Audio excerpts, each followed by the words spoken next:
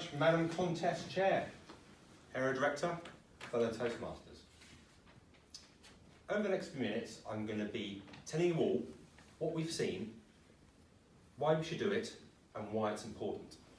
The reason for that is that the purpose of evaluation is not just the individual, it's to all of us, so that we can all learn what to do to improve all of our speeches.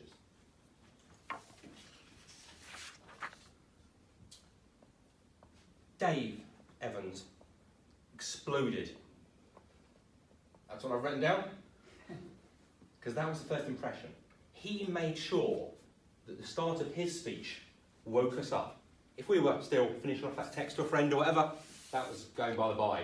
We were paying attention to Dave. Verbally loud, the language that he used, he came out here.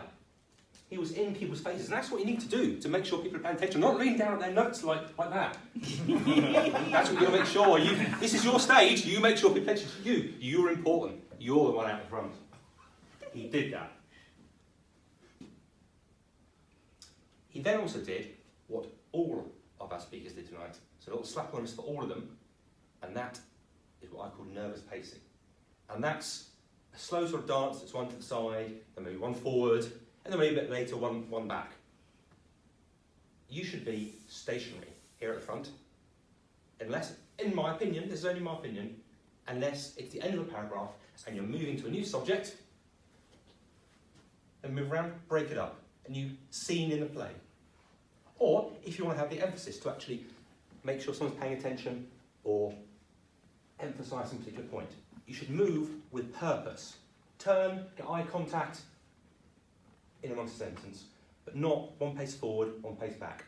Because it's being video tonight, all of you that have access to that, and you'll be able to see your own speeches, and there may be all the others. Dave is just unfortunately the first person alive, the person that's got it, but all of our speakers have that, and I probably do it too, as do a lot of people. Second point for improvement for Dave, and this is what I've called the long list. He gave some really good, interesting examples of different types of speech. He then also described some of them a bit further, and effectively broke up the bullet, bullet, bullet, bullet, bullet, bullet, bullet, bit of a description along here. I would have preferred bullet, bullet, bullet, then a description.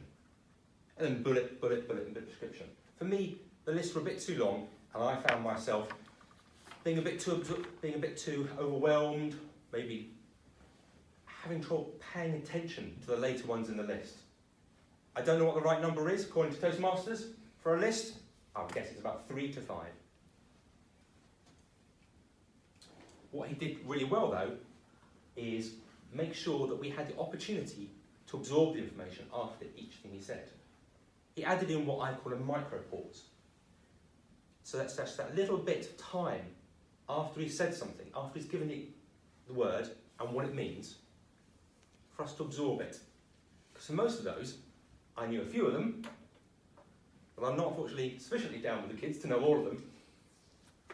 And so it was new information for me. It takes me a while to absorb that, and I think the same for everyone else. And he timed that perfectly. He gave a little pause after each, so we had a bit of time to absorb it. And if you think what you're telling is new information, you won't have a different pause after it than if you're just telling a story where people are not meant to be understanding some new information. So think about the type of information you're conveying, and thus what length of pause you need to give. We'll then move on to Stuart. Stuart opened with a rhetorical question.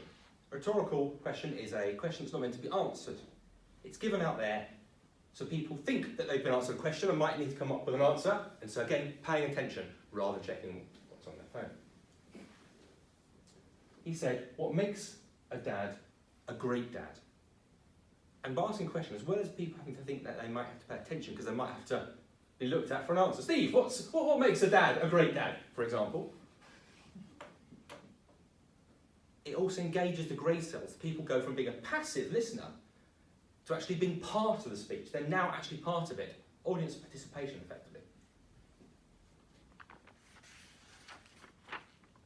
He put in a scripted gesture, which is fantastic, because I've been advocating for a while, and it was nice to see that he did one, and he turned it was scripted. He talked about the stroking of the cheek. And he said it's only a small movement, but it's visible to me over there. I could see the way he described his father was stroking his cheek. And that just small movement painted a picture of what was actually going on. It allowed me to understand and even imagine what it was like being there. He then built upon that by the amazing, what I call a reversal, a comedic reversal, and we laughed out loud. Where he said his dad stroked his cheek until his father fell asleep on him.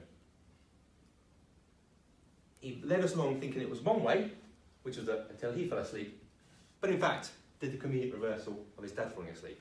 Now, putting comedy in is a great thing, and it requires both the script of what you're going to say and the timing of delivering it. It's very hard to get right, but it pays off usually when you do it. So I recommend trying to put in 2 or 3 of them and giving it a go in a safe place that is Toastmasters. You're not going to have tomatoes thrown and be booed off the stage here, at least, we hope so.